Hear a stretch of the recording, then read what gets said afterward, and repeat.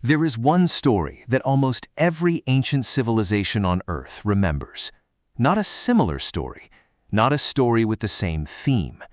The same event. A flood that covered the entire world. A single family or a single man, warned in advance. A vessel built to survive it. And a new world that began again from the water. Sumer told this story. So did the ancient Hebrews. So did the Greeks. So did the Hindus. So did the Aztecs. So did the Aboriginal peoples of Australia, a continent that had no contact with any of these other civilizations for tens of thousands of years. And they all remember the same catastrophe. Today, we're going to travel across 5 ancient flood myths, separated by oceans and thousands of years, and by the end, you're going to be asking the same question historians and theologians have been asking for over a century.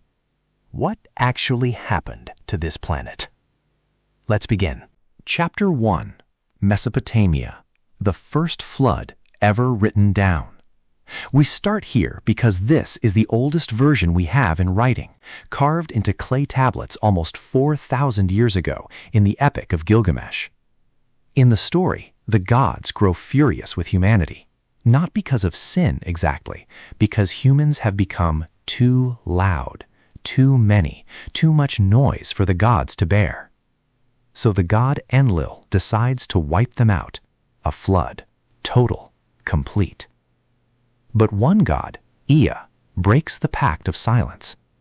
He doesn't warn a man directly. He whispers the warning through the wall of a reed hut to a man named Utnapishtim. Build a boat, seal it with pitch, bring your family, bring the seed of every living creature.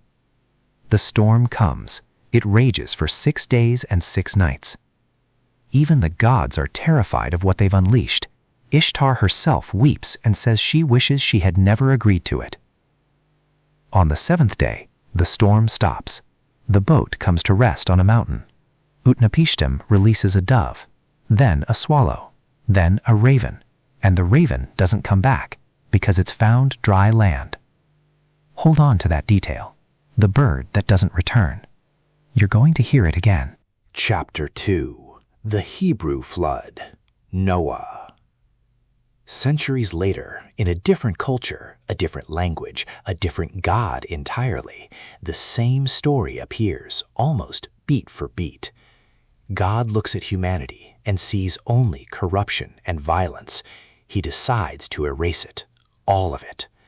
One man is warned, Noah, told to build an ark, told to bring his family, told to bring pairs of every animal. 40 days and 40 nights of rain. The waters rise until even the mountains disappear beneath them. And when the rain finally stops, Noah sends out birds to test for land. First a raven, then a dove, twice.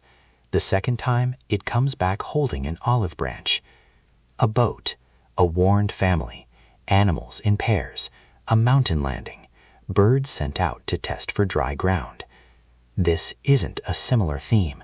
This is close to the same story, told 1,000 miles away and centuries apart. Chapter 3. Hinduism, Manu, and the Fish.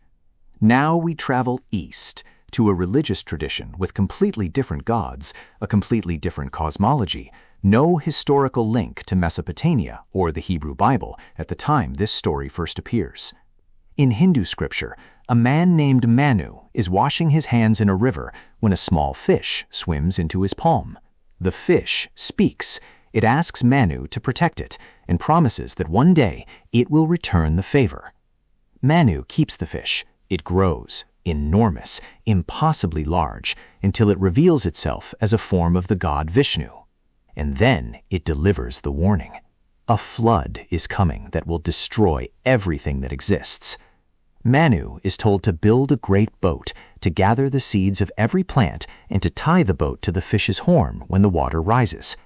The flood comes. It swallows the entire world.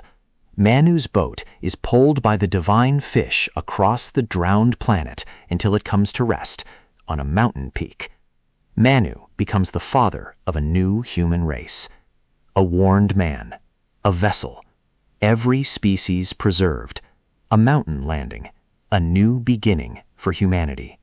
Different god, different continent, same architecture. Chapter 4. Greece, Deucalion's Ark. The Greeks have their own version, and it's almost unsettling how closely it lines up.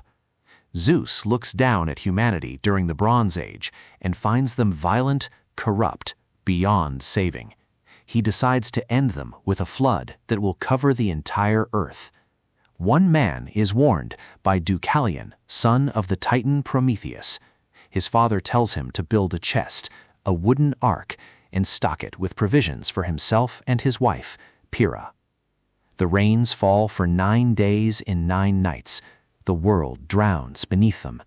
Deucalion's ark drifts until it lands on a mountain. When the water recedes, Deucalion and Pyrrha are told by an oracle to repopulate the earth by throwing stones behind them, the stones becoming new human beings. A new humanity born from the aftermath of the flood on a mountain from a single surviving family. Chapter 5. Worlds that never met. Here's where it stops being explainable by trade routes or shared ancestry. The Aztec and Mayan traditions of Mesoamerica describe an age of the world ending in a great flood, with a chosen couple, Tata and Nena in Aztec myth, warned by a god and sealed inside a hollowed log to survive the water. Aboriginal Australian oral traditions, some of the oldest continuously told stories on Earth, passed down for tens of thousands of years, describe a great flood sent to punish humanity, survived by a small group who repopulated the land afterward. These are civilizations with no written contact, no trade routes, no shared migration for thousands of years before these stories were first recorded, separated by the widest ocean on the planet. And they are telling variations of the exact same catastrophe. Chapter 6. The Pattern. Let's step back and look at what we actually have. Pattern 1. The warning. In every tradition, one person or one family is warned in advance, usually by a divine or supernatural source, while everyone else is left in the dark. Pattern 2. The vessel. A boat, an ark, a hollow log, a chest, something built by hand that becomes the only thing standing between one family and total extinction. Pattern 3. The mountain. Almost every version ends with the vessel coming to rest on high ground. Ararat, the Himalayas, Parnassus, a mountain, every time. Pattern 4. The new beginning. Every single tradition ends the same way, not with extinction, but with a restart. One family becomes the seed of an entire new humanity. Now, what do we do with that? There are 3 possible explanations. Explanation 1. A real catastrophic flood, regional or global, actually happened in the deep past, and the memory of it was carried forward by every culture that experienced it, changing shape over thousands of years of retelling. Explanation 2. These stories share a common ancestor, one original flood myth from a shared prehistoric culture, splintering as humanity spread across the planet, the details drifting, while the bones of the story stayed intact. Explanation 3. This is simply how the human mind processes the idea of a world-ending catastrophe, a warning, a vessel, a survivor, a rebirth, regardless of whether any of it ever happened at all. Maybe all 3 are true at once. But here's what's strange.